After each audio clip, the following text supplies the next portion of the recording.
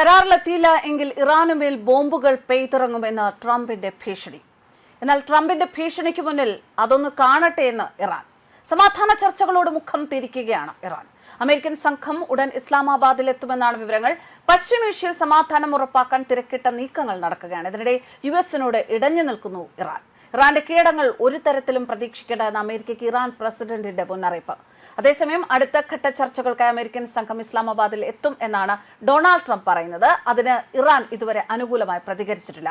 വെടിനിർത്തലിനിടയിലും ഇറാന്റെ കപ്പലുകൾക്ക് അമേരിക്ക നാവിക ഉപരോധം ഏർപ്പെടുത്തിയതാണ് ഇറാനെ ഇത്രമേൽ ചൊടിപ്പിച്ചിരിക്കുന്നത്. ഇറാൻ യുഎസ് രണ്ടാം ഘട്ട ചർച്ചകൾ ഇന്ന് നടക്കുമോ എന്ന അനിശ്ചിതത്വത്തിനിടെ വാക്പോരുമായി യുഎസും ഇറാനും. വെടിനിർത്തൽ അവസാനിക്കുന്ന ബുധനാഴ്ചയ്ക്ക് ഇനി മണിക്കൂറുകൾ മാത്രം. ഇതിനു മുൻപ് കരാറിൽ എത്തിയില്ല എങ്കിൽ ഇറാനിൽ ബോംബുകൾ വർഷിക്കുമെന്ന് യുഎസ് പ്രസിഡന്റ് ട്രംപ് ഭീഷണിപ്പെടുത്തി. ഹോർമൂസിൽ ഉപരോധം ലംഘിച്ച ഇറാനിയൻ കപ്പൽ യുഎസ് പിടിച്ചെടുത്തതിനെ തുടർന്ന് സമാധാന ചർച്ചയിൽ പങ്കെടുക്കാൻ ഇറാൻ വിസമ്മതിച്ചതിന് പിന്നാലെയാണിത്. കരാറിൽ എത്താനാകാതെ താൽക്കാലിക വെടിനിർത്തൽ അവസാനിക്കുകയാണ് എങ്കിൽ ഇറാനുമേൽ അനേകം ബോംബുകൾ പെയ്തിറങ്ങുമെന്ന് PBS ന്യൂസിനോട് സംസാരിക്കവേ ട്രംപ് പറഞ്ഞു. അതേസമയം ഇസ്ലാമാബാദിലേക്ക് വൈസ് പ്രസിഡന്റ് JD വാൻസിന്റെ നേതൃത്വത്തിലുള്ള യുഎസ് സംഘം പുറപ്പെട്ടിരിക്കുന്നു എന്ന് പ്രസിഡന്റ് ഡൊണാൾഡ് ട്രംപ് അറിയിച്ചിരിക്കുകയാണ്. ചൊവ്വാഴ്ച രാവിലെ വാൻസ് പാകിസ്ഥാനിൽ എത്തുമെന്നാണ് അറിയാൻ സാധിക്കുന്നത്. ഹോർമൂസിന് സമീപം യുഎസ് വിലക്ക് മറികടക്കാൻ ശ്രമിച്ചതിനാണ് ഇറാന്റെ ചരക്ക് കപ്പലായ ടൗസ്ക് US സേന പിടിച്ചെടുത്തത്.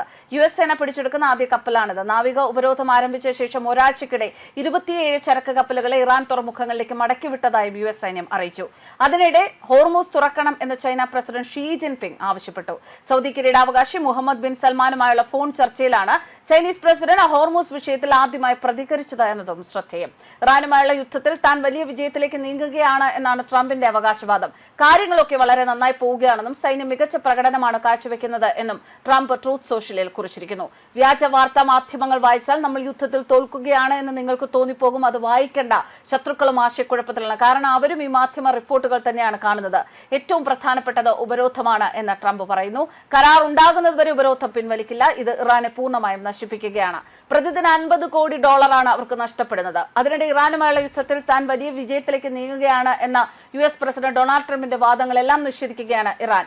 എന്നാൽ ഇറാനെതിരായ സൈനിക നടപടിക്ക് ഇസ്രായേൽ പ്രേരിപ്പിച്ചുവെന്ന റിപ്പോർട്ടുകൾ US പ്രസിഡന്റ് ഡൊണാൾഡ് ട്രംപ് തള്ളി. ഇറാനുമായുള്ള യുദ്ധത്തിന് ഇസ്രായേൽ ഒരിക്കലും തന്നെ പ്രേരിപ്പിച്ചിട്ടില്ല എന്നാണ് ട്രംപിന്റെ അവകാശവാദം. 2023 ഒക്ടോബർ 7-നുണ്ടായ ഭീകരാക്രമണങ്ങളും ആണവായുധങ്ങൾ നിർമ്മിക്കാൻ ഇറാനെ അനുവദിക്കില്ല എന്നുള്ള തന്റെ തീരുമാനവുമാണ് ആക്രമണത്തിന് പിന്നിലെന്നും ട്രംപ് ഒരിക്കൽ കൂടി ആവർത്തിക്കുന്നു. മാധ്യമങ്ങൾ സംസാരിക്കാൻ ഇഷ്ടപ്പെടാത്ത വെനിസ്വേലയിലെ ഫലം പോലെ ഇറാനിലെ ഫലങ്ങളും അതിശയകരമായിരിക്കും. പുതിയ നേതാക്കൾ മികച്ചതാണെങ്കിൽ ഇറാന് മഹത്തായതും സമൃദ്ധവുമായ ഒരു ഭാവി ഉണ്ടാകുമെന്നും ട്രംപ് കുറിച്ചു. പശ്ചിമേഷ്യയിൽ തുടരുന്ന സംഘർഷങ്ങൾ ാണ് ട്രംപിന്റെ ഈ പ്രസ്താവന. ഇറാനുമായി ഒരു കരാറിൽ ഏർപ്പെടാൻ തനിക്ക് യാതൊരുവിധ സമ്മർദ്ദവും ഇല്ല എന്നാണ് ട്രംപ് വ്യക്തമാക്കുന്നത്. കരാറിൽ ഏർപ്പെടാൻ എന്റെ മേൽ സമ്മർദ്ദമുണ്ട് എന്ന തരത്തിലുള്ള വ്യാജ വാർത്തകൾ സത്യമല്ല. യാതൊരുവിധ സമ്മർദ്ദവും എനിക്കില്ല. എങ്കിലും എല്ലാം താരതമ്യേന വേഗത്തിൽ തന്നെ സംഭവിക്കും. അതേസമയം പാക് പ്രധാനമന്ത്രി ഇറാൻ പ്രസിഡന്റും തമ്മിലും പാക് ഇറാൻ വിദേശകാര്യമന്ത്രിമാർ തമ്മിലും പാകിസ്ഥാനിലെ ഇറാൻ അംബാസഡർ വഴിയും പാക് സൈനിക മേധാവി അസം മുനീർ ഡൊണാൾഡ് ട്രംപുമായി സംസാരിച്ചുവെന്നും ചർച്ച നടത്തിയെടുക്കാൻ തിരക്കിട്ട ശ്രമങ്ങൾ നടക്കുന്നുവെന്നുമാണ് വിവരങ്ങൾ. ചർച്ചയ്ക്കായി അമേരിക്കൻ സംഘം എത്തുമെന്ന് അറിയിച്ചുവെങ്കിലും ഇറാൻ ഇതുവരെ അയഞ്ഞിട്ടില്ല. ഹോർമൂസിലെ നാവിക ഉപരോധം കുരുക്കാകുമെന്ന് പാകിസ്ഥാൻ അമേരിക്കയെ ധരിപ്പിച്ചതായാണ് റിപ്പോർട്ടുകൾ. ഹോർമൂസിൽ അമേരിക്ക തങ്ങളുടെ കപ്പൽ എടുത്തതിന് പിന്നാലെ തന്നെ ഉടനടി തിരച്ചടിക്ക് സജ്ജമായിരുന്നുവെന്നും ജീവനക്കാരും കുടുംബങ്ങളും കപ്പലിൽ ഉള്ളതിനാൽ ഒഴിവാക്കിയെന്നും ഇറാൻ സേന ഉദ്ധരിച്ച് ഇറാനിലെ മാധ്യമങ്ങൾ പറഞ്ഞു. കപ്പൽ ആക്രമിച്ചതിന് തിരിച്ചടി നൽകുമെന്ന് തന്നെയാണ് ഇപ്പോഴും നിലപാട്. അമേരിക്കയുടേത് കടൽ കൊള്ളയാണ് എന്നാണ് ഇറാന്റെ വിമർശനം. നാവിക ഉപരോധം നീക്കാതെ ഇറാൻ ചർച്ചയ്ക്ക് വഴങ്ങില്ല. ചെങ്കടൽ തീരത്തെ സൗദിയുടെ യാംബു തുറമുഖം ഉൾപ്പെടെ ഹോർമൂസിന് പുറത്തെ തുറമുഖങ്ങളും യുദ്ധമുഖമായി മാറുമെന്നാണ് ഇറാന്റെ മുന്നറിയിപ്പ്. അതിനിടെ ഇറാൻ നേതൃത്വത്തിലെ ഭിന്നതകൾ സംബന്ധിച്ചും വിവിധ റിപ്പോർട്ടുകളുണ്ട്.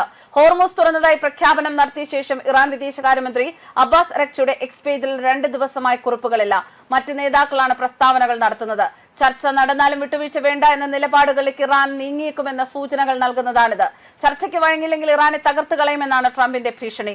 ഇതിനിടെ ചൈനീസ് പ്രസിഡന്റ് ഷീ ജിൻപിങ് സൗദിക്ക് കൂടുതൽ ശക്തമായ സഹകരണം വാഗ്ദാനം ചെയ്തു. സൗദി കിരീടാവകാശി മുഹമ്മദ് ബിൻ സൽമാനുമായും സംസാരിച്ചു എന്നാണ് റിപ്പോർട്ടുകൾ പറയുന്നത്. News desk കർമാനസ്.